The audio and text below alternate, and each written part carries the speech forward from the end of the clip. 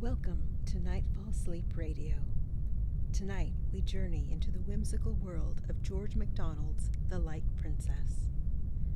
First published in 1864, this enchanting fairy tale tells the story of a princess cursed to lose her gravity, both physical and emotional, by her spiteful aunt. As she floats through life, unable to cry or take anything seriously, the tale unfolds with themes of love, sacrifice, and the journey to emotional depth. MacDonald, a Scottish author and Christian minister, was a pioneer in fantasy literature and influenced writers like C.S. Lewis and J.R.R. Tolkien. So settle in, take a deep breath, and let the gentle prose guide you into a restful slumber.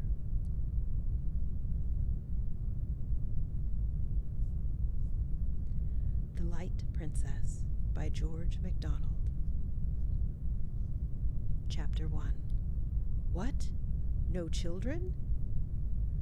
Once upon a time, so long ago that I have quite forgotten the date, there lived a king and queen who had no children. And the king said to himself, "All the queens of my acquaintance have children, some 3, some 7, and some as many as 12. And my queen has not one. I feel ill-used." So he made up his mind to be cross with his wife about it, but she bore it all like a good, patient queen that she was. And the king grew very cross indeed, but the queen pretended to take it all as a joke, and a very good one, too. "Why don't you have any daughters at least?" said he. "I don't say sons, that might be too much to expect." "I am sure, dear king, I am very sorry," said the queen. "So you ought to be," retorted the king. "You are not going to make a virtue of that, surely." But he was not an ill-tempered king, and in any matter of less moment would not have let the queen have her own way with all his heart. This, however, was an affair of the state. The queen smiled. "You must have patience with a lady, you know, dear king," said she. She was indeed a very nice queen, and heartily sorry that she could not oblige the king immediately. 2. Won't I just? The king tried to have patience, but he succeeded very badly. It was more than he deserved, therefore, when at last the queen gave him a daughter, as lovely a little princess as ever cried. The day drew near when the infant must be christened. The king wrote all the invitations with his own hand. Of course, somebody was forgotten. Now, it does not generally matter if somebody is forgotten, only you must mind who. Unfortunately, the king forgot without intending to forget, and so the chance fell upon the Princess Macnamot, which was awkward, for the princess was the king's own sister, and he ought not to have forgotten her. But she had made herself so disagreeable to the old king, their father, that he had forgotten her in making his will, and so it was no wonder that her brother forgot her in writing his invitations. But poor relations don't do anything to keep you in mind of them. Why don't they? The king could not see into the garret she lived in, could he? She was a sour, spiteful creature. The wrinkles of contempt crossed the wrinkles of peevishness, and made her face as full of wrinkles as a pat of butter. If ever a king could be justified in forgetting anybody, this king was justified in forgetting his sister, even at a christening. She looked very odd, too. Her forehead was as large as the rest of her face, and projected over it like a precipice. When she was angry, her little green eyes flashed blue. When she hated everybody, they shone yellow and green. What they looked like when she loved anybody, I do not know, for I never heard of her loving anybody but herself, and I do not think she could have managed that if she had not somehow got used to herself. But what made it highly imprudent in the king to forget her was that she was awfully clever. In fact, she was a witch, and when she bewitched anybody, He very soon had enough of it, for she beat all the wicked fairies in wickedness, and all the clever ones in cleverness. She despised all the modes we read of in history, in which offended fairies and witches have taken their revenges. And therefore, after waiting and waiting in vain for an invitation, she made up her mind at last to go without one, and to make the whole family miserable, like a princess as she was. So she put on her best gown, went to the palace, and was kindly received by the happy monarch, who forgot that he had forgotten her, and took her place in the procession to the royal chapel. When they were all gathered about the font, she contrived to get next to it and throw something into the water, after which she maintained a very respectful demeanor until the water was applied to the child's face. But at that moment she turned round in her place 3 times and muttered the following words, loud enough for those beside her to hear. Light of spirit by my charms, light of body every part, never weary human arms, only crush thy parents' heart. They all thought she had lost her wits, and she was repeating some foolish nursery rhyme, but a shudder went through the whole of them notwithstanding. The baby, on the contrary, began to laugh and crow, while the nurse gave a start and a smothered cry, for she thought she was struck with paralysis. She could not feel the baby in her arms, but she clasped it tight and said nothing. The mischief was done. 3. She can't be ours. Her atrocious aunt had deprived the child of all her gravity. If you ask me how this was effected, I answer, in the easiest way in the world. She had only to destroy gravitation. For the princess was a philosopher, and knew all the ins and outs of the laws of gravitation, as well as the ins and outs of her bootlace. And being a witch as well, she could abrogate those laws in a moment, or at least so clog their wheels and rust their bearings that they would not work at all. But we have more to do with what followed than with how it was done. The first awkwardness that resulted from this unhappy privation was that the moment the nurse began to float the baby up and down, she flew from her arms toward the ceiling. Happily, the resistance of the air brought her ascending career to a close within a foot of it, and there she remained, horizontal as when she left her nurse's arms, kicking and laughing amazingly. The nurse in terror flew into the bell and begged the footman who answered it to bring up the house steps directly. Trembling in every limb, she climbed to the steps and had to stand on the very top and reach up before she could catch the floating tail of the baby's long clothes. When the strange fact came to be known, there was a terrible commotion in the palace. The occasion of its discovery by the king was naturally a repetition of the nurse's experience. Astonished that he felt no weight when the child was laid in his arms, he began to wave her up, not down, for she slowly ascended to the ceiling as before, and there remained floating in perfect comfort and satisfaction, as was testified by her peals of tiny laughter. The king stood, staring up in speechless amazement, and trembled so that his beard shook like grass in the wind. At last, turning to the queen, who was just as horror-struck as himself, he said, gasping, staring and stammering, "She can't be ours, Queen." Now the queen was much cleverer than the king, and had begun already to suspect that this defective came by cause. "Well, I am sure she is ours," answered she, "but we ought to have taken better care of her at the christening. People who were never invited ought not to have been present." "Oh, ho," said the king, tapping his forehead with his finger. "I have it all. I've found her out. Don't you see it, Queen? Princess Markmamont has bewitched her." "That's just what I say," answered the queen. "I beg your pardon, my love, I did not hear you. John, bring the steps I get to my throne with.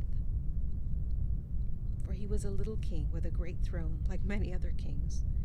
The throne steps were brought and set upon the dining table, and John got up on top of them. But he could not reach the little princess, who lay like a baby laughter in the air, exploding continuously. "Take the tongs, John," said his majesty, and getting up on the table, he handed them to him. John could reach the baby now, and the little princess was handed down by the tongs. 4. Where is she?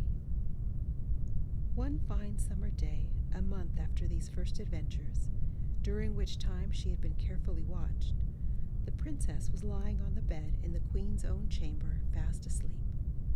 One of the windows was open, for it was noon, and the day was so sultry that the little girl was wrapped in nothing less ethereal than slumber itself.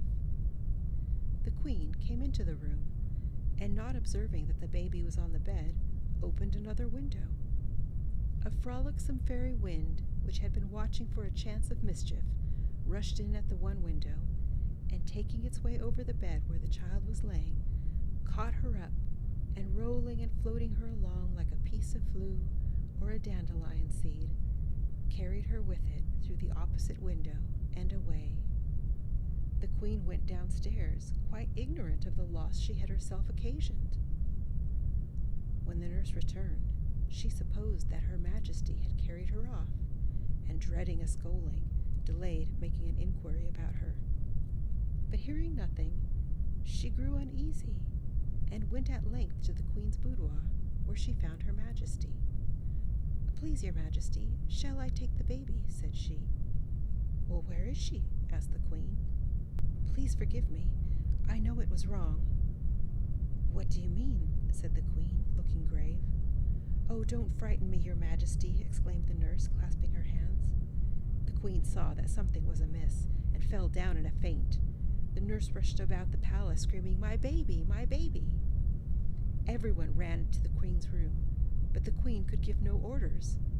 They soon found out, however, that the princess was missing, and in a moment the palace was like a beehive in the garden, and in 1 minute more the queen was brought to herself by a great shout and a clapping of hands.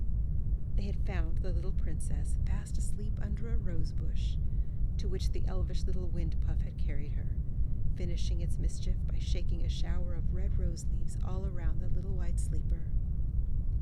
Startled by the noise the servants made, she woke, and furious with glee, she scattered the rose leaves in all directions, like a shower of spray in the sunset. She was watched more carefully after this, no doubt, yet it would be endless to relate all the odd incidents resulting from this peculiarity of the young princess. But there never was a baby in the house, not to say a palace, that kept the household in such constant good humor, at least below stairs. If it was not easy for her nurses to hold her, at least she made neither their arms nor their hearts ache, and she was so nice to play ball with. There was positively no danger of letting her fall. They might throw her down, or knock her down, or push her down, but they couldn't let her down. It is true, they might let her fly into the fire or the coal hole or through the window, but none of those accidents had happened as yet. If you heard peals of laughter resounding from some unknown region, you might be sure enough of the cause. Going down into the kitchen or the room, you would find Jane and Thomas, and Robert and Susan, all in sum, playing at ball with the little princess. She was the ball herself, and did not enjoy it less for that. Away she went, flying from one to another, screeching with laughter, and the servants loved the ball itself better than the game. But they had to take some care in how they threw her, for if she received an upward direction, she would never come down again without being fetched. 5. What is to be done? Above stairs, it was different. One day, for instance, after breakfast, the king went into his counting house and counted out his money. The operation gave him no pleasure. "To think," said he to himself, "that every one of these gold sovereigns weighs 1/4 of an ounce, and my real life flesh and blood princess weighs nothing at all." and he hated his gold sovereigns, as they lay with a broad smile of self-satisfaction all over their yellow faces. The queen was in the parlor eating bread and honey, but at the second mouthful she burst out crying and could not swallow it. The king heard her sobbing. Glad of anybody, but especially of his queen, to quarrel with, he clashed with his gold sovereigns into his money box, clapped his crown on his head, and rushed into the parlor. "What is all this about?" exclaimed he. "What are you crying for, queen?" "I can't eat it," said the queen, looking ruefully at the honey pot. "No wonder," retorted the king. "You've just eaten your breakfast, 2 turkey eggs and 3 anchovies." "Oh, that's not it," sobbed Her Majesty. "It's my child, my child." "Well, what's the matter with your child? She's neither up the chimney nor down the draw-well. Just hear her laughing." Yet the king could not help a sigh, which he tried to turn into a cough, saying, "It is a good thing to be light-hearted, I am sure, whether she be ours or not." "It is a bad thing to be light-hearted," answered the queen, looking with prophetic soul far into the future. "'Tis a good thing to be light-handed," said the king.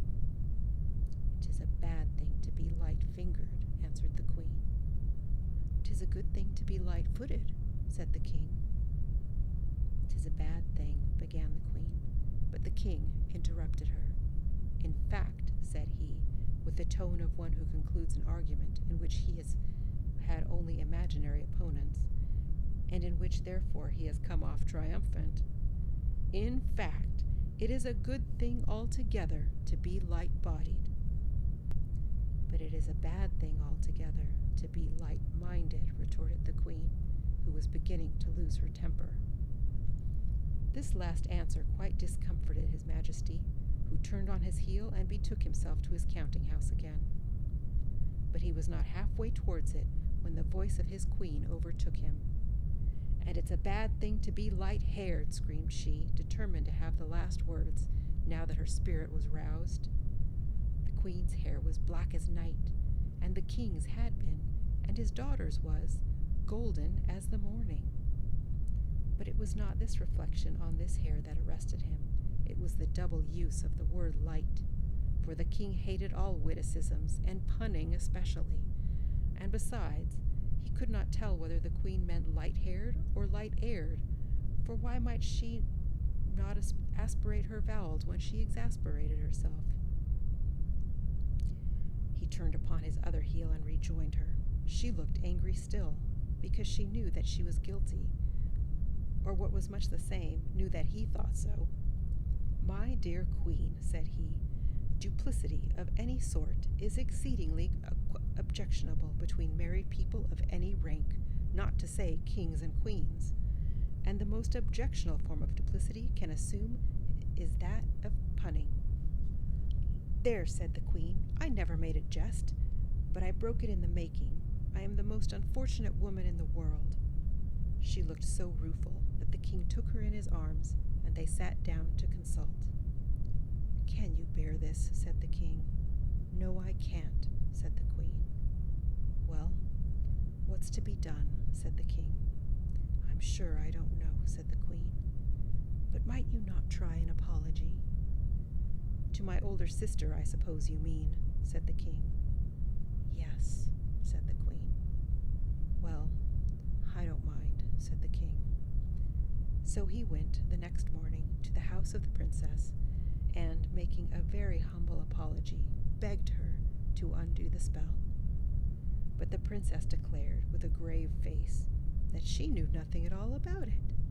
Her eyes, however, shone pink, which was a sign that she was happy. She advised the king and queen to have patience and to mend their ways. The king returned disconsolate, and the queen tried to comfort him. "We will wait till she is older. She may then be able to suggest something herself. She will know at least how she feels and explain things to us." "But what if she should marry?" exclaimed the king, in sudden consternation at the idea. "Well, what of that?" rejoined the queen. "Just think, if she were to have children, In the course of 100 years, the air might be as full of floating children as of gossamers in autumn." "Well, that is no business of ours," replied the queen. "Besides, by that time they will have learned to take care of themselves." A sigh was the king's only answer. He would have consulted the court physicians, but he was afraid they would try experiments upon her. 6. She laughs too much. Meantime, notwithstanding awkward occurrences and griefs that she brought upon her parents, the little princess laughed and grew, not fat, but plump and tall. She reached the age of 17 without having fallen into any worse scrape than a chimney, by rescuing her from which a little bird-nesting urchin got fame and a black face. Nor, thoughtless as she was, had she committed anything worse than laughter at everybody and everything that came her way. When she was told, for the sake of experiment, that General Clanrefort was cut to pieces with all his troops, she laughed. And when she heard that the enemy was on his way to besiege her papa's capital, she laughed hugely. And when she was told that the city would certainly be abandoned to the mercy of the enemy soldiery, why, she laughed immoderately. She never could be brought to see the serious side of anything. And when her mother cried, she said, "What queer faces Mamma makes! She squeezes water out of her cheeks. Funny Mamma!"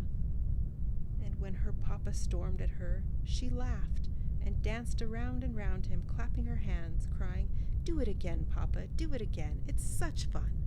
Dear funny Papa." And if he tried to catch her, she glided from him in an instant, not in the least afraid of him, but thinking it part of a game not to be caught. With one push of her foot she would be floating in the air above his head, or she would go dancing backwards and forwards and sideways like a great butterfly. It happened several times, when her father and mother were holding a consultation about her in private, that they were interrupted by vainly repressed outbursts of laughter above their heads, and looking up with indignation saw her floating at full length in the air above them, whence she regarded them with the utmost comical appreciation of the position.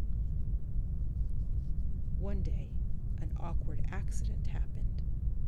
The princess had come out upon the lawn with one of her attendants, who held her by the hand. Spying her father at the other side of the lawn, she snatched her hand from the maid's and sped across to him. Now when she wanted to run alone, her custom was to catch up to a stone in each hand, so that she might come down again after a bound. Whatever she wore as part of her attire had no effect in this way, even gold, when it thus became as if it were part of herself and lost all its weight for a time. But whatever she only held in her hands retained its downward tendency. On this occasion, she could see nothing to catch up but a huge toad. It was walking across the lawn as if it had 100 years to do it. Not knowing what disgust meant, for this was one of her peculiarities, she snatched up the toad and bounced away. She had almost reached her father, and he was holding out her arms to receive her and take from her lips the kiss which hovered on them like a butterfly on a rosebud, when a puff of wind blew her aside into the arms of a young page who had just been receiving a message from His Majesty. Now it was no great peculiarity in the princess that once she got going, it always cost her time and trouble to check herself. On this occasion there was no time. She must kiss, and she kissed the page. She did not mind it much, for she had no shyness in her composition, and she knew besides that she could not help it, so she only laughed, like a musical box. The poor page feared the worst, for the princess, trying to correct the unfortunate tendency of the kiss, put out her hands to keep it off the page, so that along with the kiss he received on the other cheek a slap with a huge black toad, which she poked right into his eye. He tried to laugh too, but the attempt resulted in such an odd contortion of countenance as showed there was no danger of his pluming himself on the kiss. As for the king, his dignity was greatly hurt, and he did not speak to the page for a whole month. I may here remark that it was very amusing to see her run, if her mode of progression could properly have been called running. For first she would make a bound, then having alighted, she would run a few steps and make another bound.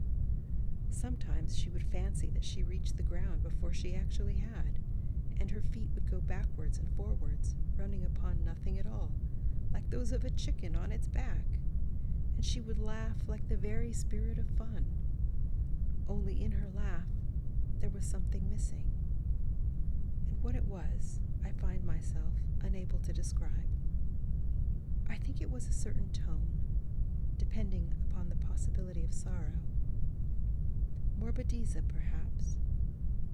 She never smiled. 7. Try metaphysics. After a long avoidance of the painful subject, the king and queen resolved to hold a council of 3 upon it, and so they sent for the princess. In she came, sliding and flitting and gliding from one piece of furniture to another, and put herself at last in an armchair, in a seating posture. Whether she could be said to sit, seeing as she received no support from the seat of the chair, I do not pretend to determine. "My dear child," said the king, "you must be aware by this time that you are not exactly like other people. Oh, you dear funny papa, I've got a nose and 2 eyes and all the rest, and so have you, and so has Mamma." "Now be serious, my dear, for once," said the queen. "No, thank you, Mamma. I would rather not." "Would you not like to be able to walk like other people?" said the king. "No, indeed, I should think not. You only crawl. You are such slow coaches." "How do you feel, my child?" he resumed, after a pause of discomfiture. "Quite well, thank you. I mean, what do you feel like?" "Like nothing at all, that I know of." "Well, you must feel like something." "I feel like a princess with a funny papa, and such a dear pet of a queen mamma." "Now really," began the queen, but the princess interrupted her. "Oh yes," she added, "I remember. I have a curious feeling sometimes, as if I were the only person that had any sense in the whole world." She had been trying to behave herself with dignity, but now she burst into a violent fit of laughter and threw herself backwards over the chair and went rolling about on the floor in an ecstasy of enjoyment. The king picked her up easier than one does a down quilt and replaced her in her former relation to the chair. The exact preposition expressing his relation I do not happen to know. "Is there nothing you wish for?" resumed the king, who had learned by this time that it was useless to be angry with her. "Oh, you dear papa, yes," answered she. "What is it, my darling?" "I have been longing for it, oh, such a long time, ever since last night." "Tell me what it is. Will you promise to let me have it?" The king was on the point of saying yes, but the wiser queen checked him with a single motion of her head. "Tell me what it is first," said he. "No, no, promise first." "I dare not. What is it?" "Mind, I hold you to your promise. It is to be tied to the end of a string, a very long string indeed, and to be flown like a kite. Oh, such fun! I could rain water rose, and hail sugar plums, and snow whipped cream, and," in a fit of laughter checking her, she would have been off again over the floor had not the king started up and caught her just in time.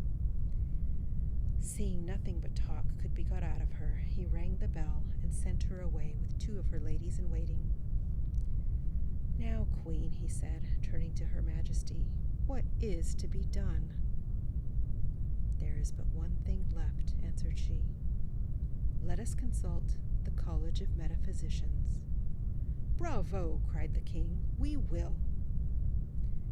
Now at the head of this college were 2 very wise Chinese philosophers by the name of Humdum and Kopikek.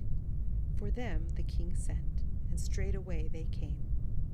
In a long speech he communicated to them what they knew very well already, as who did not, namely the peculiar condition of his daughter, in relation to the globe on which she dwelt, and he requested them to consult together as to what might be the cause and the probable cure of her infirmity.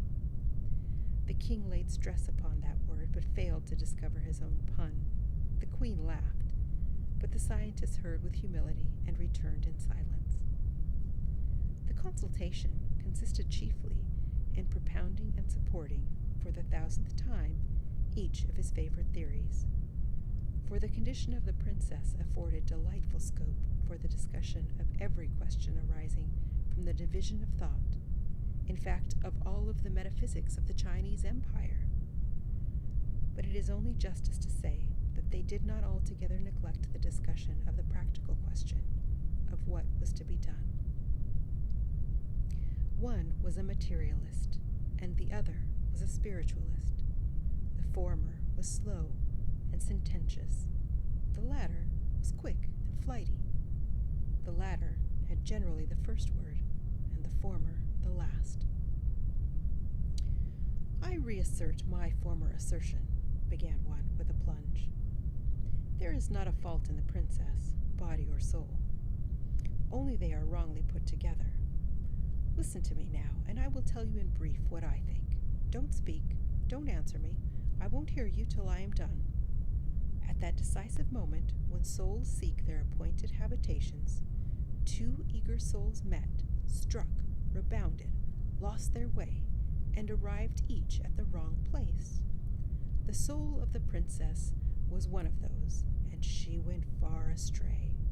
She does not belong by rights to this world at all, but to some other planet, probably Mercury. Her proclivity to her true sphere destroys all the natural influence which this orb would otherwise possess over her corporeal frame. She cares for nothing here. There is no relation between her and this world. She must therefore be taught, by the sternest compulsion, to take an interest in the earth as the earth.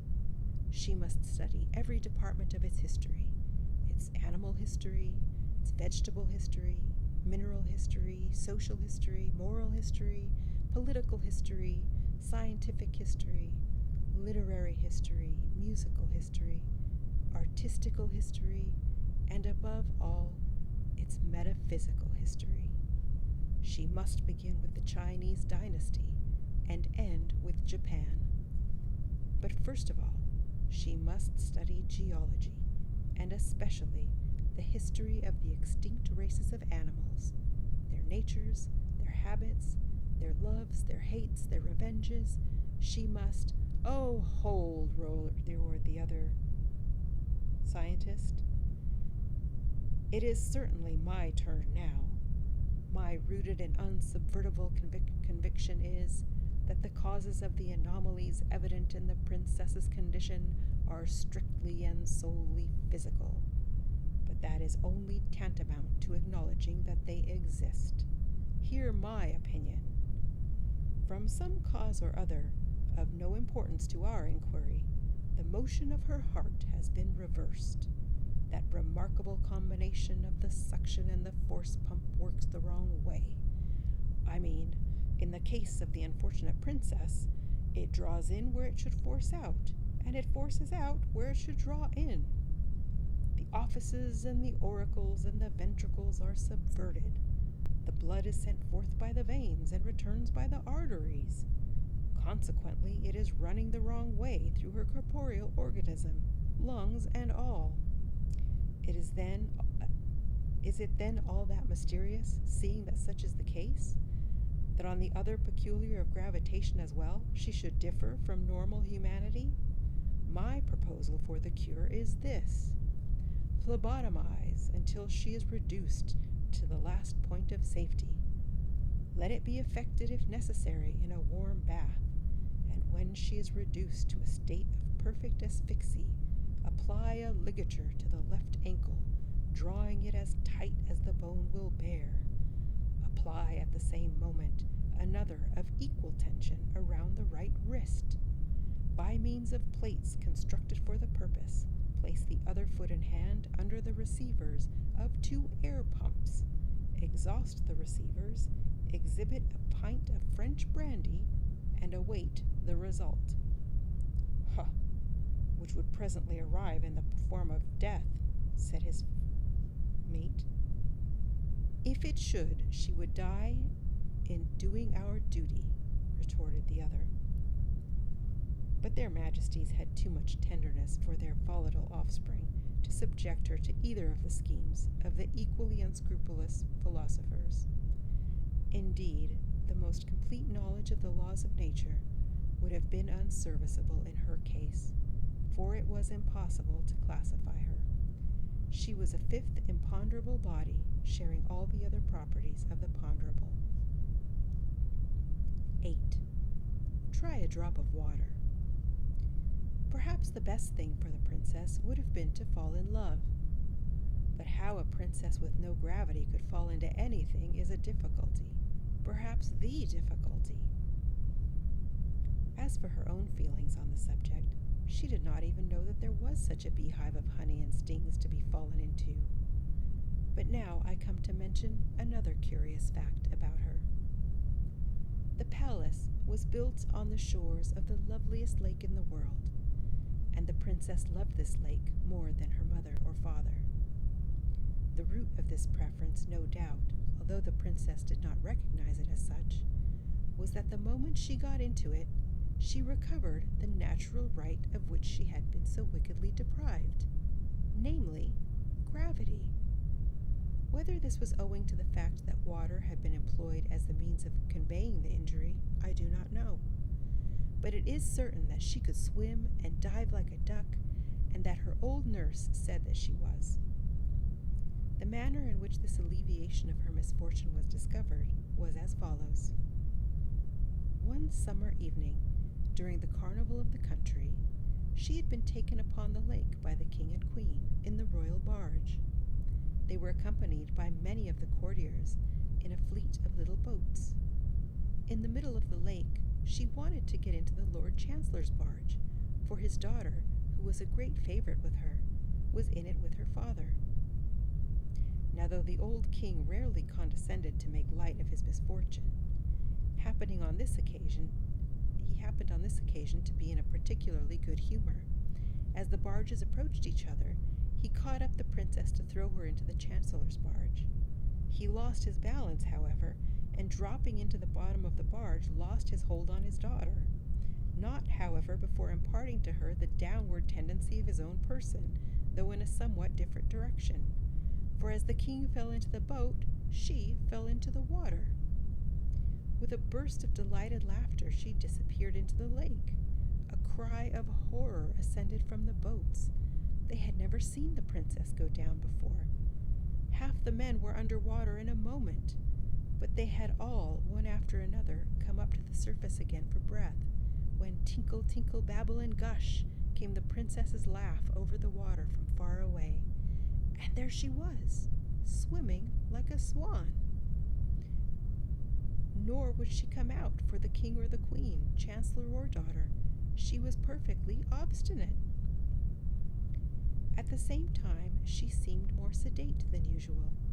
Perhaps that was because a great pleasure spoils laughing. At all events, after this, the passion of her life was to get into the water, and she was always better behaved and more beautiful the more she had of it. Summer and winter was quite the same, only she could not stay so long in the water when they had to break the ice to let her in. Any day, from morning till evening in summer, she might be descried, a streak of white in the blue water, lying as still as the shadow of a cloud, or shooting along like a dolphin, disappearing and coming up again far off, just where one did not expect her. She would have been in the lake at night, too, if she could have had her way, for the balcony of her window overhung a deep pool, and through a shallow, reedy passage she could have swum out into the wide, wet water, and no one would have been the wiser. Indeed, when she happened to wake in the moonlight, she could hardly resist the temptation. But there was the sad difficulty of getting into it. She had as great a dread of the air as some children have of water, for the slightest gust of wind would have blown her away, and a gust might arise at the stillest moment. And if she gave herself a push towards the water, and just failed of reaching it, her situation would be dreadfully awkward, irrespective of the wind, for at best she would have to remain suspended in her nightgown until she was seen and angled from someone from a window. Oh, if I had my gravity, thought she, contemplating the water, I would flash off this balcony like a long white seabird, headlong into the darling wetness. Hey-ho! This was the only consideration that made her wish to be like other people. Another reason for her being fond of the water was that in it alone she enjoyed any freedom, for she could not walk out without a cortege consisting of part of a troop of light horse for fear of the liberties which the wind might take with her. And the king grew more apprehensive with increasing years, till at last he would not allow her to walk abroad at all without 20 silken cords fastened to as many parts of her dress and held by 20 noblemen. Of course, horseback was out of the question, but she bade goodbye to all of this ceremony when she got into the water. So remarkable were its effects on her, especially in restoring her for the time to an ordinary human being, that the philosophers agreed in recommending to the king they bury her alive for 3 years, in the hope that as water did her so much good, the earth would do her yet more. But the king had some vulgar prejudices against this experiment, and he would not give his consent.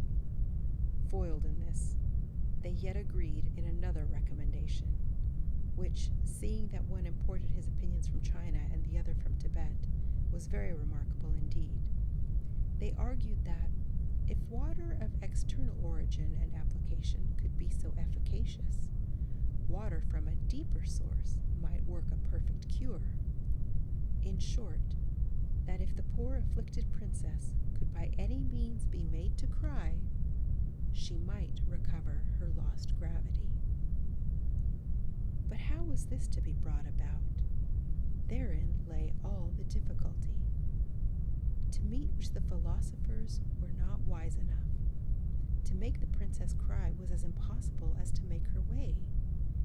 They sent for a professional beggar, commanded him to prepare his most touching oracle of woe, helped him out of the court charade box to whatever he wanted for dressing up, and promised great rewards in the event of his success. But it was all in vain. She listened to the mendicant artist's story and gazed at his marvelous makeup till she could contain herself no longer, and then she went into the most undignified contortions for relief, shrieking, positively screeching with laughter. When she had a little recovered herself, she ordered her attendants to drive him away and not give him a single copper, whereupon his look of mortified discomfiture wrought her punishment and his revenge, for it sent her into violent hysterics, from which she was with difficulty recovered. But so anxious was the king at the suggestion that he should have a fair trial, that he put himself in a rage one day, and rushing up to her room, gave her an awful whipping. Yet not a tear would flow. She looked grave, and her laughing sounded uncommonly like screaming. But that was all. The good old tyrant, though he put on his best gold spectacles to look, could not discover even the smallest cloud of serene blue of her eyes. 9. Put me in again. It must have been about this time that the son of a king who lived 1,000 miles away set out to look for the daughter of a queen. He traveled far and wide, but as sure as he found a princess, he found some fault in her. Of course, he could not marry a mere woman, however beautiful, and there was no princess to be found worthy of him. Whether the prince was so near perfection that he had a right to demand perfection himself, I cannot pretend to say. All I know is that he was a fine, handsome, brave, generous, well-bred, and well-behaved youth, as all princes are. In his wanderings he had come across some reports about our princess, But as everybody said she was bewitched, he never dreamed that she could bewitch him. For what indeed could a prince do with a princess that had lost her gravity? Who could tell what she might not lose next? She might lose her visibility, or her tangibility, or in short, the power of making impressions upon the radical sensorium, so that he should never be able to tell whether she was dead or alive. Of course, he made no further inquiries about her. One day, he lost sight of his retinue in the great forest. These forests are very useful in delivering princes from their courtiers, like a sieve that keeps back the bran. Then the princes get away to follow their fortunes. In this way, they have the advantage of the princesses, who are forced to marry before they have had a bit of fun. I wish our princesses got lost in the forest sometimes. One lovely evening, after wandering about for many days, he found that he was approaching the outskirts of this forest, for the trees had got so thin that he could see the sunset through them, and he soon came upon a kind of heath. Next, he came upon signs of a human neighborhood, but by this time it was getting late, and there was nobody in the fields to direct him. After traveling another hour, his horse, quite worn out with long labor and lack of food, fell and was unable to rise again. So he continued his journey on foot. At length he entered another wood, not a wild forest, but a civilized wood, through which a footpath led him to the side of a lake. Along this path the prince pursued his way through the gathering darkness. Suddenly he paused and listened. Strange sounds came across the water. It was, in fact, the princess laughing. Now there was something odd in her laugh, as I have already hinted, for the hatching of a real hearty laugh requires the incubation of gravity, and perhaps this was how the prince mistook the laughter for screaming. Looking over the lake, he saw something white in the water, and in an instant he had torn off his tunic, kicked off his sandals, and plunged in. He soon reached the white object and found that it was a woman. There was not light enough to show that she was a princess, but quite enough to show that she was a lady, for it does not want much light to see that.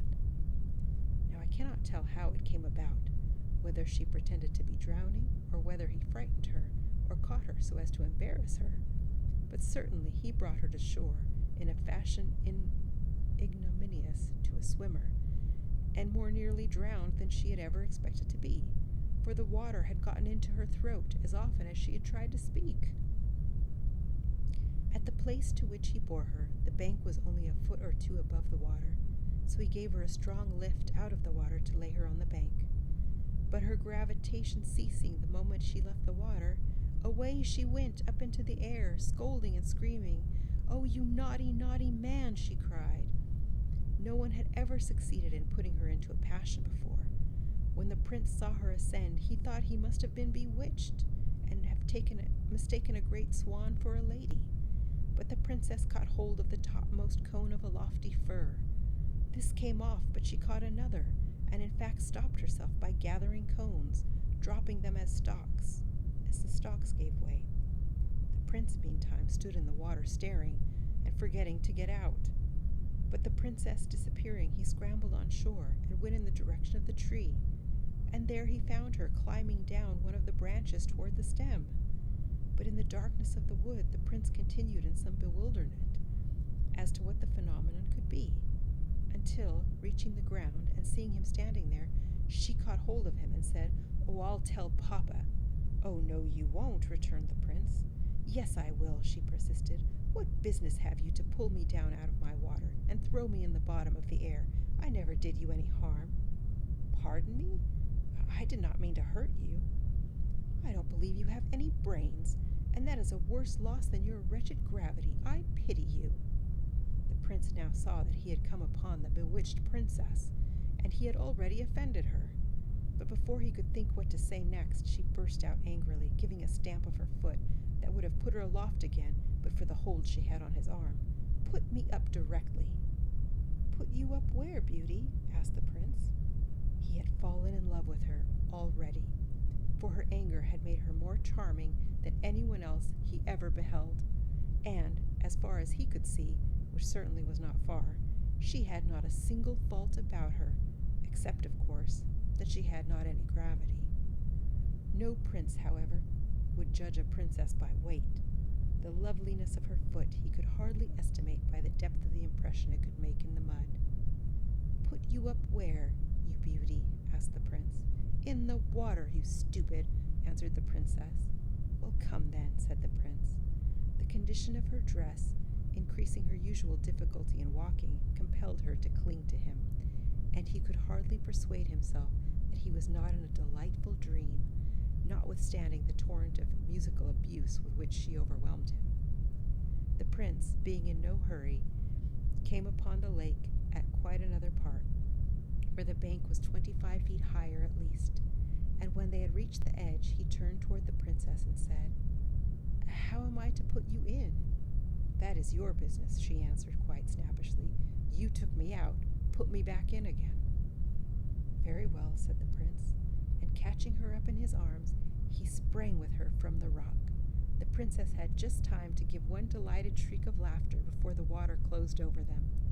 When they came to the surface, she found that for a moment or two she could not even laugh, for she had gone down with such a rush that it was with difficulty she recovered her breath.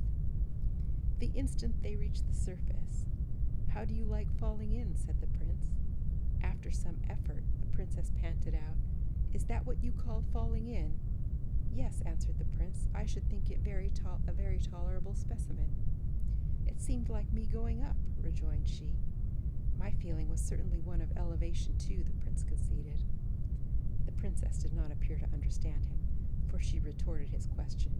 "How do you like falling in?" said the princess.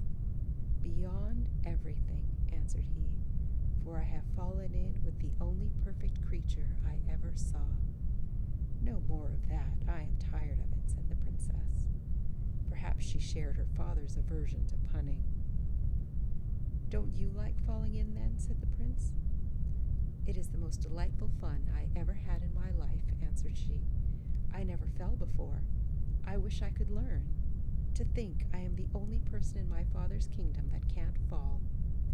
Here the poor princess looked sad. "I shall be most happy to fall in with you any time you like," said the prince devotedly.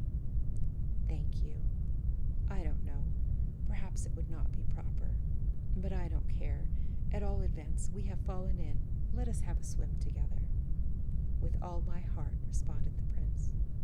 And away they went, swimming and diving and floating, until at last they heard cries along the shore and saw lights dancing in all directions. It was now quite late, and there was no moon. "I must go home," said the princess. "I am very sorry, for this is delightful." "So am I," returned the prince. "But I am glad I haven't a home to go home to. At least, I don't know exactly where it is." "I wish I hadn't one either," rejoined the princess. "It is so stupid. I have a great mind," she continued, "to play them all a trick. Why couldn't they leave me alone? Why won't they trust me in the lake for a single night? You see where that green light is burning? That is the window of my room. Now if you would just swim there with me very quietly, and when we are all but under the balcony, give me such a push, as you call it, as you did a little while ago, I should be able to catch hold of the balcony and get in the window, and then they may look for me till tomorrow morning." "With more obedience than pleasure," said the prince gallantly, and away they swam very gently. "Will you be in the lake tomorrow night?" the prince ventured to ask. "To be sure I will." "I don't think so. Perhaps," was the princess's somewhat strange answer. But the prince was intelligent enough not to press her further, and merely whispered, as he gave her a parting lift, "Don't tell." The only answer the princess returned was a roguish look. She was already a yard above his head. The look seemed to say, "Never fear, it is too good fun to spoil that way." So perfectly like other people had she been in the water, that even yet the prince could scarcely believe his eyes when he saw her ascend slowly, grasp the balcony, and disappear through the window. He turned, almost expecting to see her still by his side. But he was alone in the water. So he swam away quietly and watched the lights roving about the shore for hours after the princess was safe in her chamber. As soon as they disappeared, he landed in search of his tunic and sword, and after some trouble found them again. Then he made the best of his way around the lake to the other side. There the wood was wilder, and the shore steeper, rising more immediately toward the mountains which surrounded the lake on all sides, and kept sending it messages of silvery streams from morning to night, and all night long. He soon found a spot where he could see the green light in the princess's room, and where, even in the broad daylight, he would be in no danger of being discovered from the opposite shore. It was a sort of cave in the rock, where he provided himself a bed with withered leaves, and lay down too tired for hunger to keep him awake. All night long he dreamed that he was swimming with the princess. 10. Look at the moon. Early the next morning, the prince set out to look for something to eat, which he soon found at a forester's hut, where for many following days he was supplied with all that a brave prince would consider necessary. And having plenty to keep him alive for the present, he would not think of wants not yet in existence. Whenever care intruded, this prince always bowed him out in the most princely manner. When he returned from his breakfast to his watch cave, he saw the princess already floating about in the lake, attended by the king and queen whom he knew by their crowns, and a great company in lovely little boats, with canopies of all the colors of the rainbow, and flags and streamers of a great many more. It was a very bright day, and soon the prince, burned up with the heat, began to long for the cold water and the cool princess. But he had to endure until twilight, for the boats had provisions on board, and it was not until the sun went down that the gay party began to vanish. Boat after boat drew away to the shore, following that of the king and queen, until only one, apparently the princess's own boat, remained. But she did not want to go home even yet, and the prince thought he saw her order the boat to shore without her. At all events, it rowed away, and now, of all the radiant company, only one white speck remained. The prince began to sing, and this is what he sung. Lady fair, swan white, lift thine eyes, banish night, by the might of thine eyes. Snowy arms, oars of snow, o'er her hither, plashing low, soft and slow, o'er her hither, stream behind her, o'er the lake, radiant whiteness, in her wake, following for her sake, radiant whiteness. Cling about her, waters blue, part not from her, but renew, cold and true, kisses round her.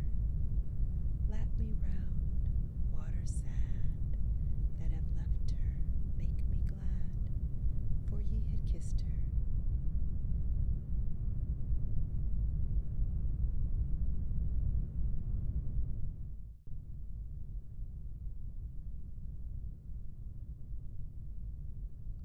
Welcome back to Nightfall Sleep Radio. Tonight, we continue the story of The Light Princess by George MacDonald. If you missed the first episode, you'll find it on our channel. The Light Princess is an 1864 story loosely inspired by Sleeping Beauty.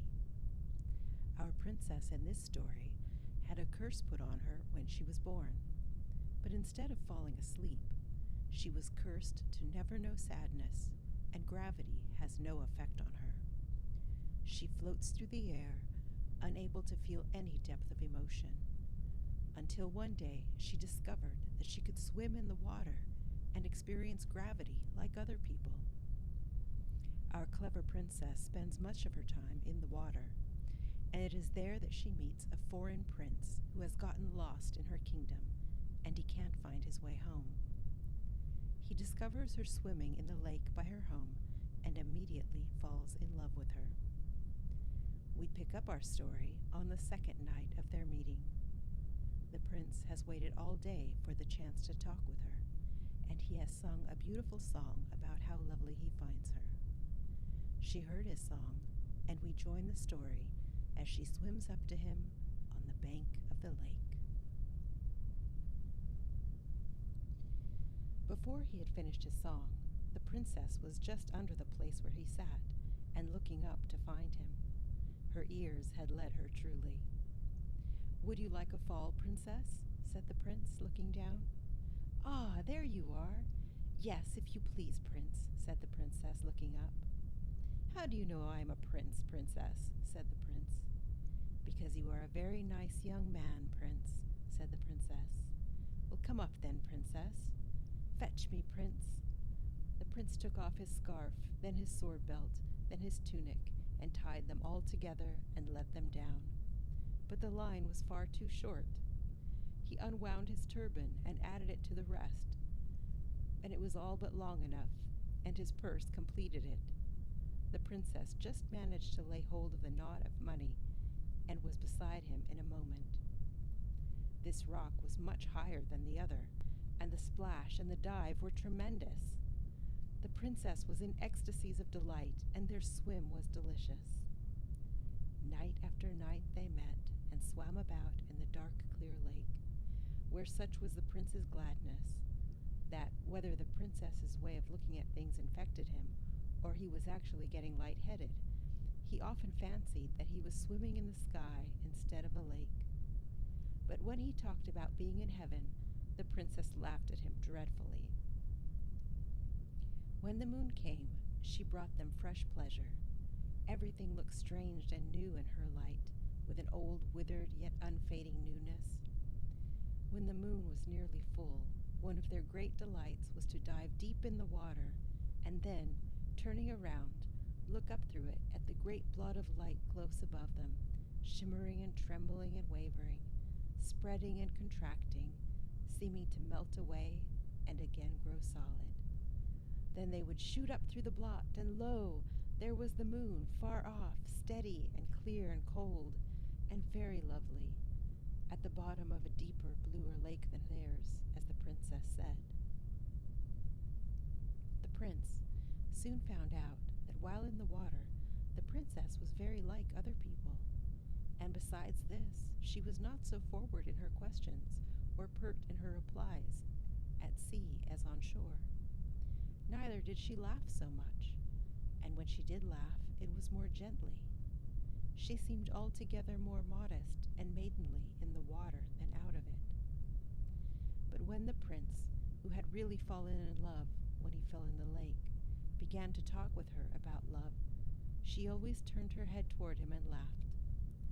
After a while, she began to look puzzled, as if she were trying to understand what he meant, but she could not, revealing a notion that he meant something. But as soon as she ever left the lake, she was so altered that the prince said to himself, "If I marry her, I see no help for it. We must turn merman and mermaid and go out to sea at once." Chapter 11. Hiss. The princess's pleasure in the lake had grown into a passion, and she could scarcely bear to be out of it for more than an hour. Imagine, then, her consternation when, diving with the prince one night, a sudden suspicion seized her that the lake was not so deep as it used to be. The prince could not imagine what had happened. She shot to the surface and, without a word, swam at full speed toward the higher side of the lake. He followed, begging to know if she was ill or what was the matter. She never turned her head or took the smallest notice of his question. Arrived at the shore, she coasted the rocks with minute inspection. But she was not able to come to a conclusion, for the moon was very small, and she could not see well. She turned, therefore, and swam home, without saying a word to explain her conduct to the prince, whose presence she seemed to no longer conscious of. He withdrew to his cave in great perplexity and distress. Next day she made many observations, which alas strengthened her fears. She saw that the banks were too dry, and that the grass on the shore and the trailing plants on the rocks were withering away. She caused marks to be made along the borders and examined them day after day in all directions of the wind, till at last the horrible idea became a certain fact. The surface of the lake was slowly sinking. The poor princess nearly went out of the little mind she had. It was awful to her to see the lake, which she loved more than any living thing, lie dying before her eyes. It sank away, slowly vanishing. The tops of rocks that had never been seen until now began to appear far down in the clear water. Before long they were dry in the sun. It was fearful to think of the mud that would soon lie there baking and festering, full of lovely creatures dying and ugly creatures coming to life, like the unmaking of a world. And how hot the sun would be without any lake. She could not bear to swim in it any more, and began to pine away. Her life seemed bound up with it, and ever as the lake sank, she pined. People said she would not live an hour after the lake was gone. But she never cried. A proclamation was made to all the kingdom that whoever should discover the cause of the lake's decrease would be rewarded after a princely fashion. The two philosophers applied themselves to their physics and metaphysics, but in vain. Not even they could suggest a cause. Now the fact was that the old princess was at the root of the mischief. When she heard that her niece found more pleasure in the water than anyone else got out of it, she went into a rage and cursed herself for her want of foresight. "But," said she, "I will soon set all right. The king and the people shall die of thirst. Their brains shall boil and fizzle in their skulls before I lose my revenge."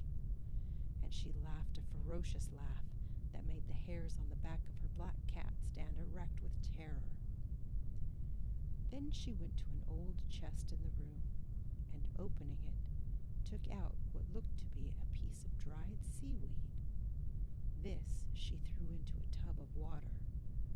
Then she threw some powder into the water and stirred it with her bare arm, muttering over it words of hideous sound, and yet more hideous import. Then she set the tub aside and took a chest from a bunch of 100 rusty keys that clattered in her shaking hands, and she sat down and proceeded to oil them all.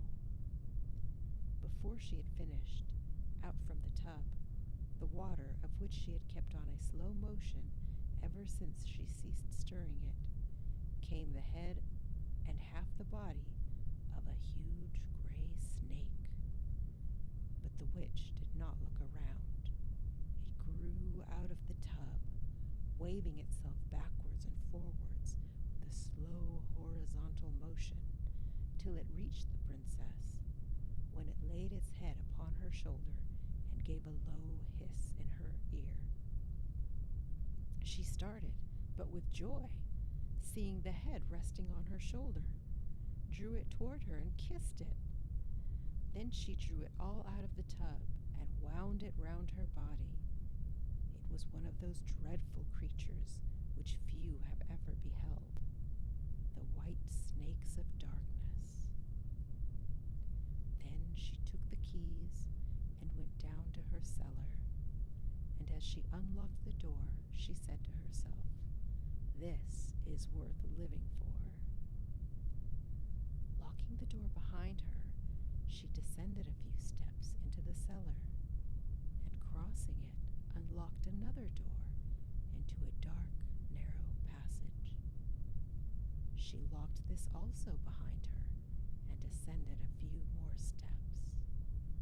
If anyone had followed the witch princess, he would have heard her unlock exactly 100 doors and descend a few steps after unlocking each. And when she had unlocked the last, she entered a vast cave, the roof of which was supported by huge natural pillars of rock. Now this roof was the underside of the bottom of the lake. She then untwined the snake from her body and held it by the tail high above her. The hideous creature stretched up its head toward the roof of the cavern, which it was just able to reach. It then began to move its head backward and forward with a slow, oscillating motion, as if looking for something. At the same moment, the witch began to walk around and round the cavern, coming nearer to the center every circuit, while the head of the snake described the same path over the roof as she did over the floor, for she kept holding it up, and still it kept slowly oscillating. Round and round the cavern they went, ever lessening the circuit, till at last the snake made a sudden dart and clung to the roof with its mouth. "That's right, my beauty," cried the princess. "Drain it dry." She let it go, left it hanging, and sat down on a great stone with her black cat, which had followed her all the way round the cave by her side. She began to knit and mutter awful words. The snake hung like a huge leech, sucking at the stone, and the cat stood with his back arched and his tail like a piece of cable, looking up at the snake, and the old woman sat and knitted and muttered. 7 days and 7 nights they remained thus, when suddenly the serpent dropped from the roof as if exhausted, and shriveled up till it was again like a piece of dried seaweed. The witch started to her feet, picked it up, put it in her pocket, and looked up at the roof. 1 drop of water was trembling on the spot where the snake had been sucking. As soon as she saw that, she turned and fled, followed by her cat. Shutting the door in a terrible hurry, she locked it, and having muttered some frightful words, sped to the next, which she also locked and muttered over, and so with all the 100 doors, until she arrived in her own cellar. Then she sat down on the floor ready to faint, but listening with malicious delight to the rushing of the water, which she could hear distinctly through all the 100 doors. But this was not enough. Now that she had tasted revenge, she lost her patience. Without further measures, the lake would be too long in disappearing. So the next night, with the last tread of the dying old moon rising, she took some of the water in which she had revived the snake, put it in a bottle, and set out, accompanied by her cat. Before morning, she had made the entire circuit of the lake, muttering fearful words as she crossed every stream, and casting into it some of the water from her bottle. When she had finished the circuit, she muttered yet again, and flung a handful of water toward the moon.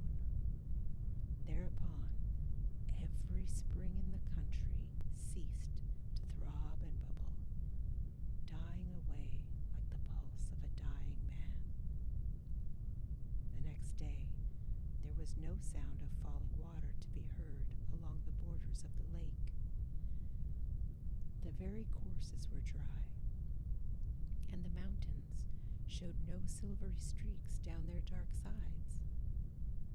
And not alone had the fountains of Mother Earth ceased to flow, for all the babies throughout the country were crying dreadfully, only without tears. 12. Where is the prince? Never since the night when the princess left him so abruptly had the prince had a single interview with her. He had seen her only once or twice in the lake, but as far as he could discover, she had not been in any more at night. He had sat and sung and looked in vain for his Nereid, while she, like a true Nereid, was wasting away with her lake, sinking as it sank, withering as it dried. When at length he discovered the change that was taking place in the level of the water, he was in great alarm and perplexity. He could not tell whether the lake was dying because the lady had forsaken it, or whether the lady would not come because the lake had begun to sink. But he resolved to know so much at least. He disguised himself, and going to the palace, requested to see the Lord Chamberlain. His appearance at once gained his request, and the Lord Chamberlain, being a man of some insight, perceived that there was more in the prince's solicitation than met the ear. He felt likewise that no one could tell whence a solution of the present difficulties might arise, so he granted the prince's prayer to be made shoe-black to the princess. It was rather cunning of the prince to request such an easy post, for the princess could not possibly soil as many shoes as other princesses. He soon learned all that could be told about the princess. He went nearly distracted, but after roaming about the lake for days and diving in every depth that remained, all that he could do was to put an extra polish on the dainty pair of boots that was never called for. For the princess kept her room with the curtains drawn to shut out the drying lake, but she could not shut it out of her mind for a moment. It haunted her imagination, so that she felt as if the lake were her soul, drying up within her, first to mud, then to madness and death.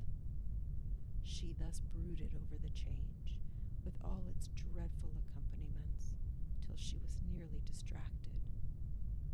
As for the prince, she had forgotten him. However much she had enjoyed his company in the water, she did not care for him without it. But she seemed to have forgotten her father and her mother too.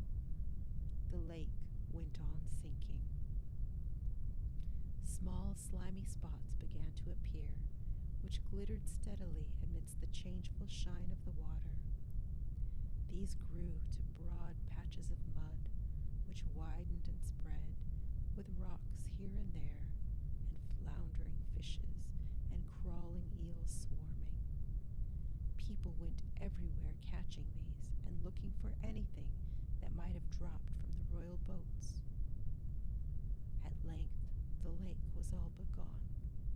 Only a few of the deepest pools remained unexhausted. It happened one day that a party of youngsters found themselves on the brink of one of these pools in the very center of the lake. It was a rocky basin of considerable depth, and looking in, they saw at the bottom something that shone yellow in the sun.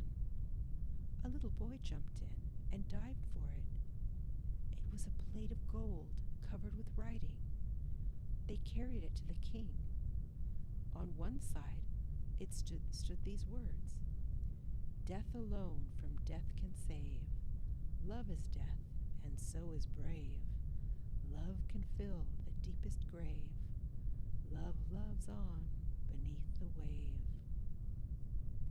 Now this was enigmatical enough to the king and the courtiers, but the reverse of the plate explained it a little. Its writing amounted to this: "If the lake should disappear, they must find the hole through which the water ran, but it would be useless to try to stop it by ordinary means. There is but one effectual mode. The body of a living man alone could staunch the flow. This man must give himself of his own will, and the lake must take his life as it filled. Otherwise the offering would be of no avail. If the nation could not provide a hero, it was time it should perish." 13. Here I am. This was a very disheartening revelation to the king. Not that he was unwilling to sacrifice a subject, but that he was hopeless of finding a man willing to sacrifice himself. No time was to be lost, however, for the princess was lying motionless on her bed, and taking no nourishment but lake water, which was now none of the best. Therefore the king caused the contents of the wonderful plate of gold to be published throughout the country. No one, however, came forward. The prince, having gone several days' journey into the forest to consult a hermit whom he had met on his way to Lagobel, knew nothing of the oracle till his return. When he had acquainted himself with all the particulars, he sat down and thought, "She will die if I don't do it, and life would be nothing to me without her.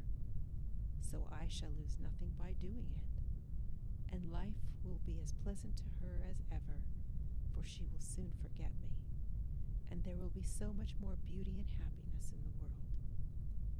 To be sure, I shall not see it."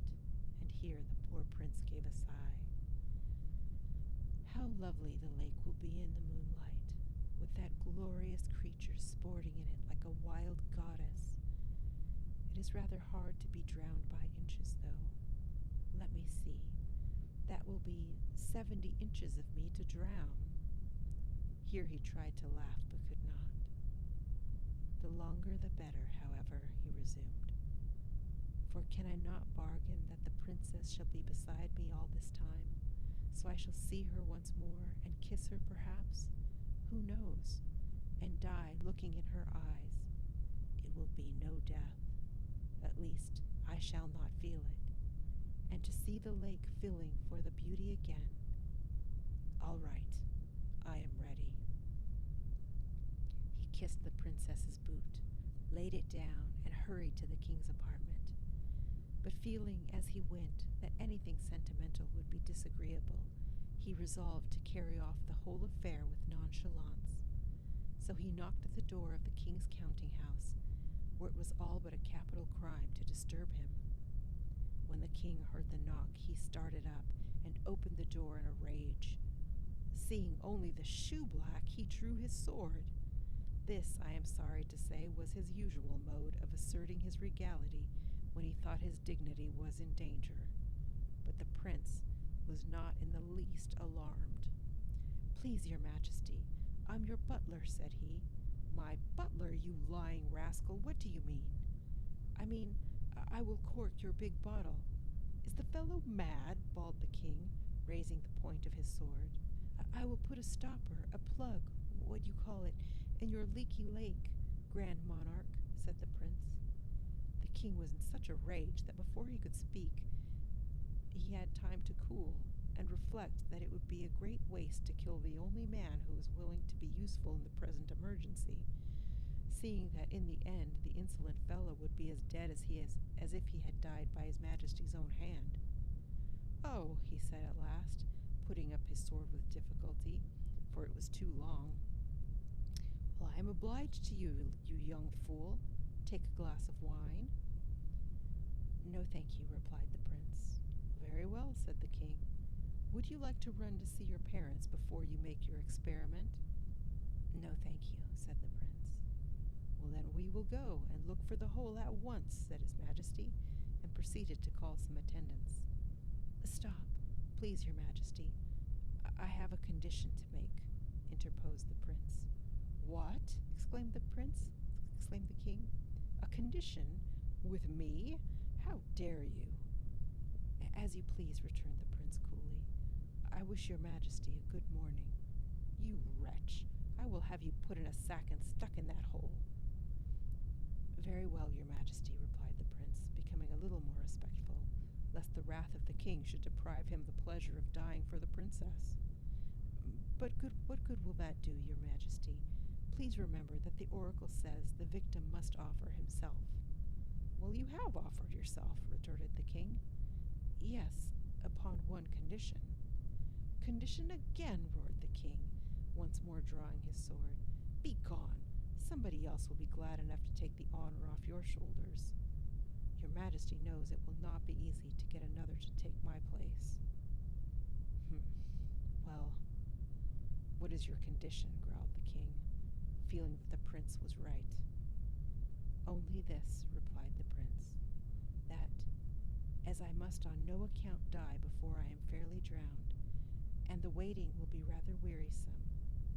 The princess, your daughter, shall go with me, feed me with her own hands, and look at me now and then to comfort me. For you must confess, it is rather hard. As soon as the water is up to my eyes, she may go and be happy, and forget her poor shoeblack." Here the prince's voice faltered, and he very nearly grew sentimental in spite of his resolution. "Why didn't you tell me before what your condition was? Such a fuss about nothing," explained the king. "Do you grant it?" persisted the prince. "Well, of course I do," replied the king. "Very well, then I am ready. Go and have some dinner, then, while I set my people to find the place." The king ordered out his guards and gave directions to the officers to find the hole in the lake at once. And so the bed of the lake was marked out in divisions and thoroughly examined, and in an hour or so the hole was discovered. It was in the middle of a stone, near the center of the lake, in the very pool where the golden plate had been found. It was a three-cornered hole of no great size, and there was water all around the stone, but very little was flowing through the hole. 14. This is very kind of you. The prince went to dress for the occasion, for he was resolved to die like a prince. When the princess heard that a man had offered to die for her, she was so transported that she jumped off the bed, feeble as she was, and danced about the room for joy. She did not care who the man was, that was nothing to her. The hole wanted stopping, and if only a man would do, why, take one. In an hour or two, everything was ready. Her maid dressed her in haste, and they carried her to the side of the lake. When she saw it, she shrieked and covered her face with her hands. They bore her across to the stone, where they had already placed a little boat for her. The water was not deep enough to float it, but they hoped it would be before long. They laid her on cushions and placed the boat wines and fruits and nice things and stretched a canopy over it. In a few minutes the prince appeared. The princess recognized him at once, but did not think it worthwhile to acknowledge him. "Here I am," said the prince. "Put me in." "They told me it was a shoeblack," said the princess. "And so I am," said the prince. "I blacked your little boots 3 times a day, because they were all I could get of you. Put me in." The courtiers did not resent his bluntness, except by saying to each other that he was taking it out in imprudence. But how was he to be put in? The golden plate contained no instructions on this point. The prince looked at the hole and saw but one way. He put both his legs into it, sitting on the stone, and stooping forward, covered the corner that remained open with his hands. In this uncomfortable position he resolved to abide his fate, and turning to the people he said, "Now you can go." The king had already gone home to dinner. "Now you can go," repeated the princess after him like a parrot. The people obeyed her and went.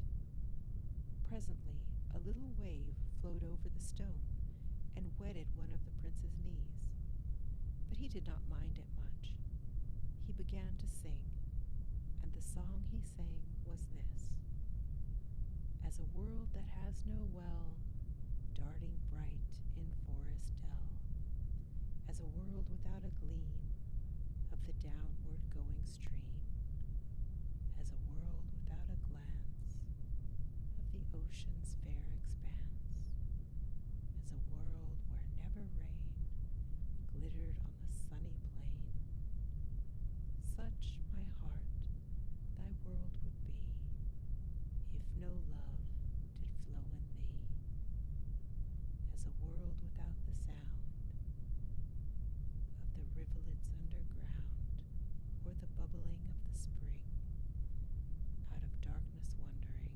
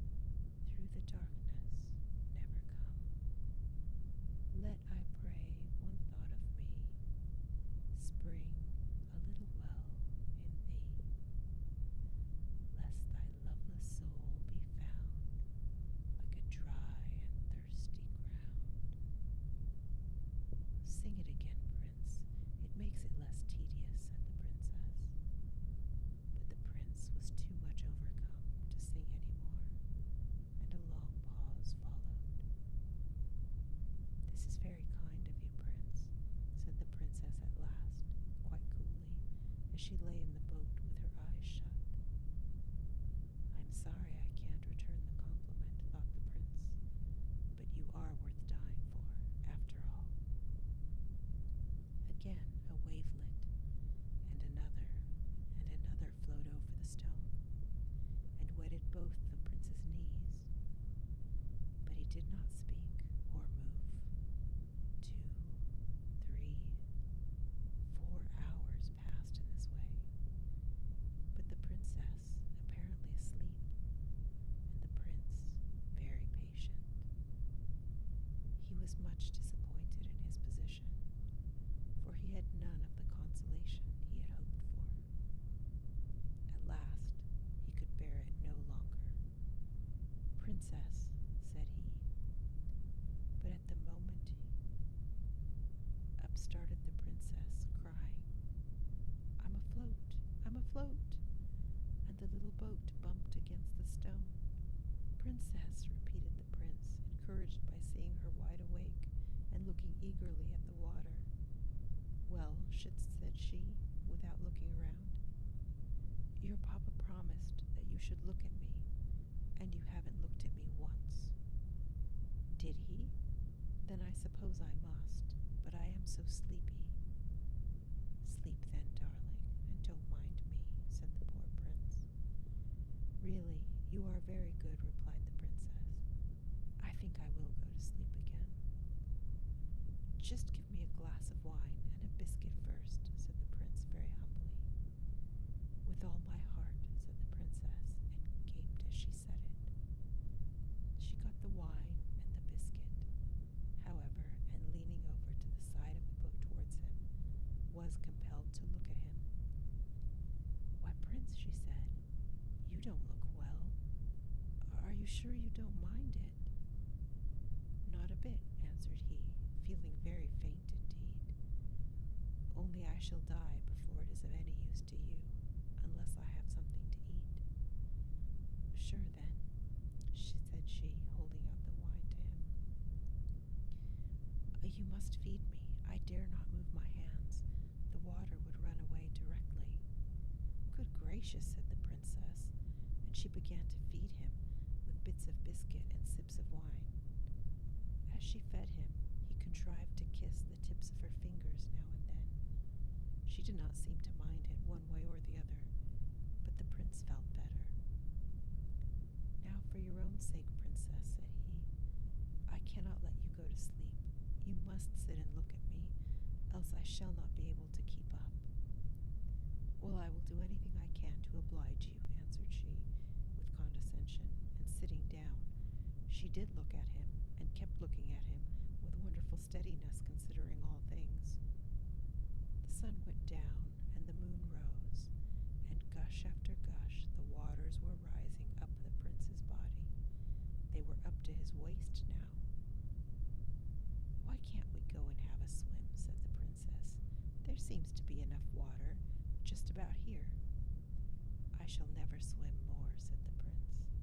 "Oh, I forgot," said the princess, and was silent. So the water grew and rose up and up on the prince, and the princess sat and looked at him. She fed him now and then, and the night wore on. The waters rose and rose. The moon rose likewise higher and higher, and shone full on the face of the dying prince. The water was up to his neck. "Will you kiss me, princess?" he said feebly. The nonchalance was all gone now.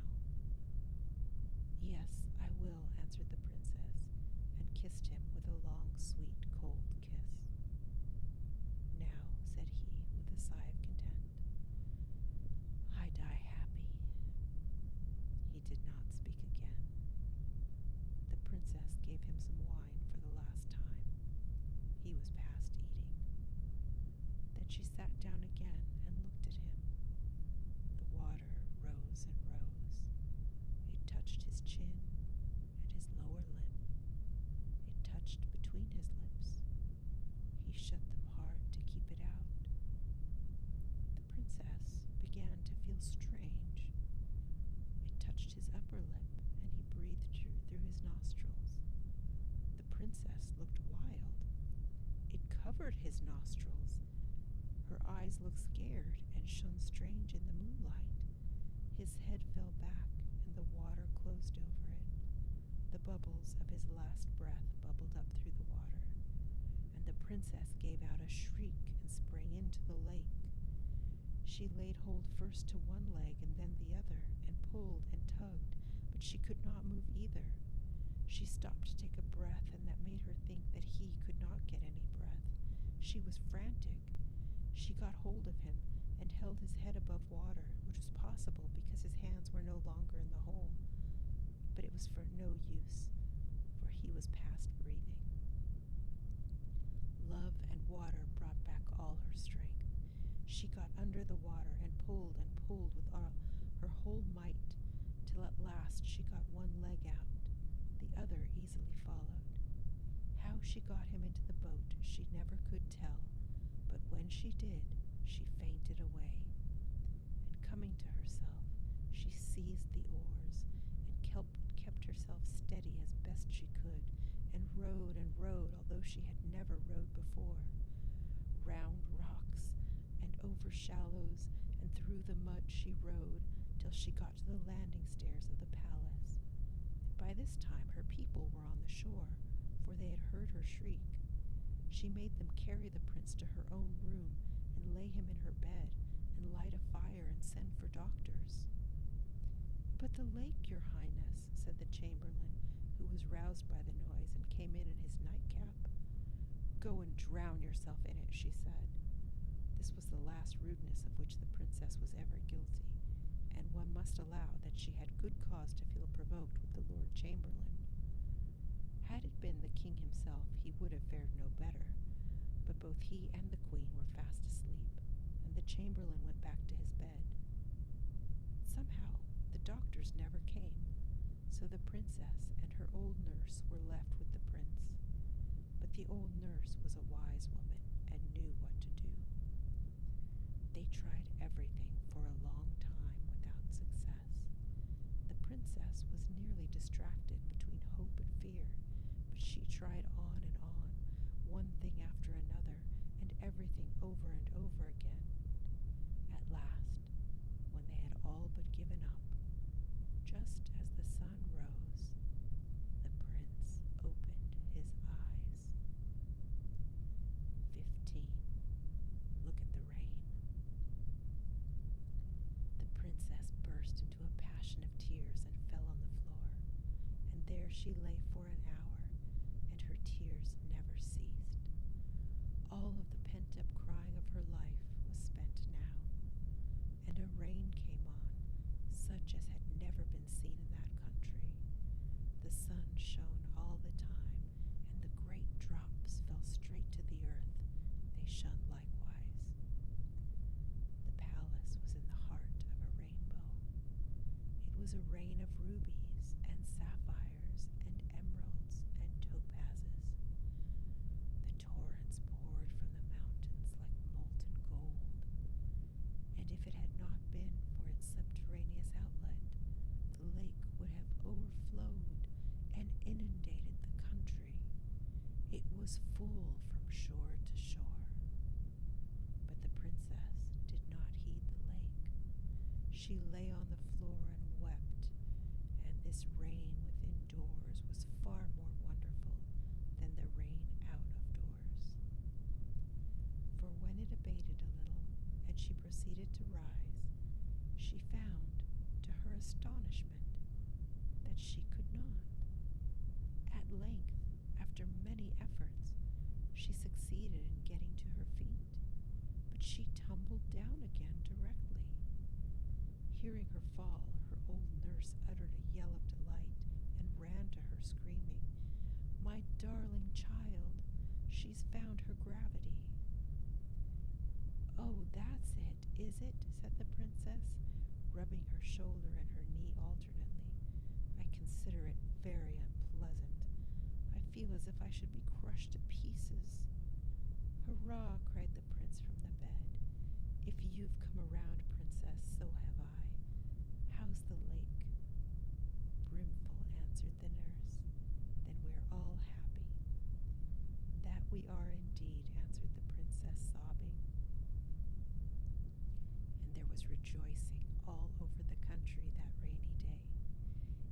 babies forgot their past troubles and danced and crowed amazingly. And the king told stories, and the queen listened to them. And he divided the money in his box, and she the honey in her pot, among all the children, and there was such jubilation as was never heard before. Of course, the prince and the princess were betrothed at once, but the princess had to learn to walk before they could be married with any propriety. And this was not so easy at her time of life, for she could walk no more than a baby. She was always falling down and hurting herself. "Is this the gravity you used to make so much of?" she said one day to the prince as he raised her from the floor. "For my part, I was a great deal more comfortable without it." "No, no, that's not it.